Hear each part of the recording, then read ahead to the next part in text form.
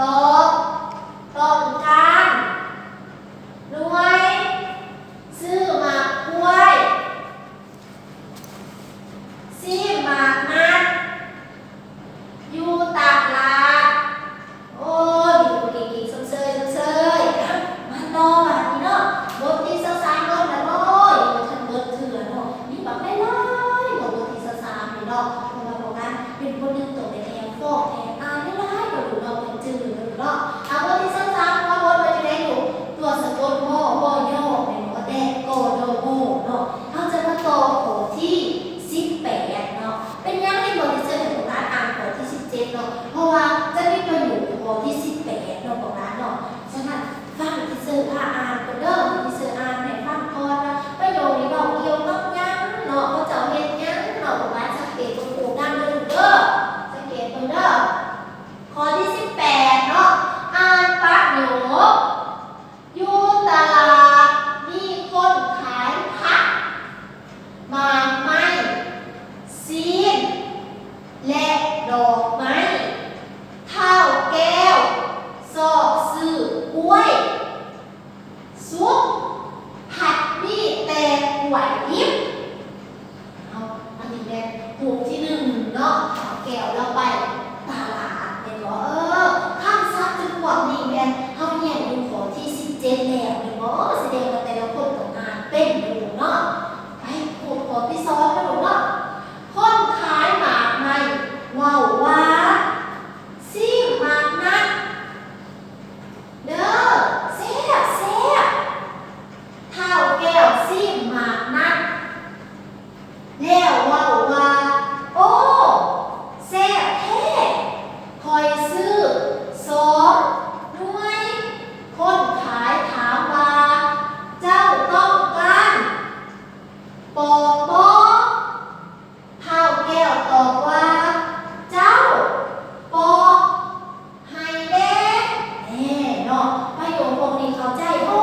ข้าใจแล้วเนาะ1ก็คือเท่าแก้วเราไปสอบซื้อหมากกล้วยสุกแม่นบ่หลังจากซื้อหมากกล้วยสุกบัดนี้เราสอบแล้วมันบ่มีแต่กล้วยดิบเนาะแต่ว่าในขาเรามีหยังอยู่มีหมากนัดเนาะ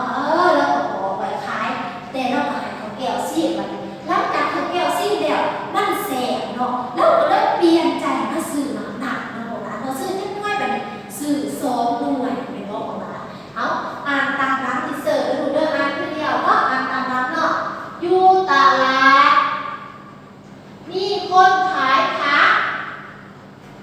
หมากไม้ซีนและดอกไม้เท่าแก้ว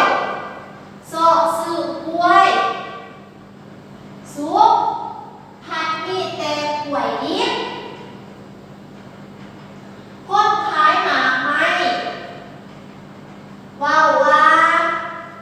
ซีหมากนัดเด้อแซ่บเท่าแก้วซีหมากนัด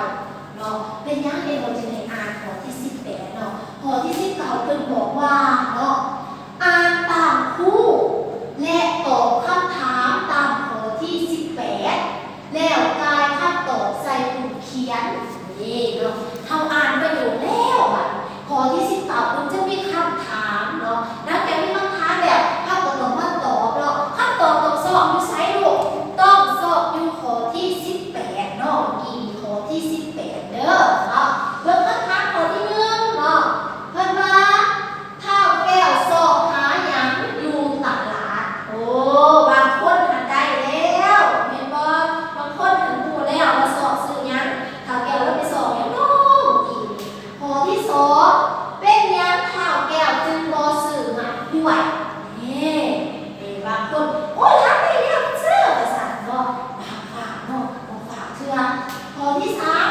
ข้าวแก้วซื้อหยังแท้บางคนรักรู้จักก็ชักคอแรกที่เสิร์ฟเสือแม่ตัวผู้เก่งๆเนาะฉะนั้นเนาะแต่ว่าที่เสิร์ฟตอบให้เบิ่งก่อนขอเดิมเนาะตอบให้เบิ่งก่อนขอเดิมเบิ่งคำตอบที่เสิร์ฟเด้อข้อที่หนึ่งเพิ่นว่าข้าวแก้วซอกหาหยังอยู่ตลาดว่า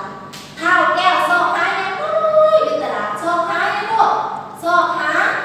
มากล้วยแม่นบ่เพราะว่าข้าวแก้วเราไปซื้อแล้วจะไปสอบซื้อบอกกล้วยสุกแม่นบ่ลูกตามบทเรียนเด้อขอ2ขอ3ที่เสิร์ฟบ่เพราะว่าพวกรักเก่งแล้วแม่นบ่เนาะให้พวกรักไปตอบเองแม่นบ่ลูกแล้วเนาะให้เขียนงามๆใส่ปึกเขียนแล้วท้ายลูกมาให้ที่เสิร์ฟเนาะแต่ละคนมีแต่ผู้เขียนงามๆคือเดียวก็เขียนงามๆลูกเนาะได้แต่คะแนนดีๆเด้อมีแต่ผู้เก่งๆเนาะเอ็นบ่เฮาขยัน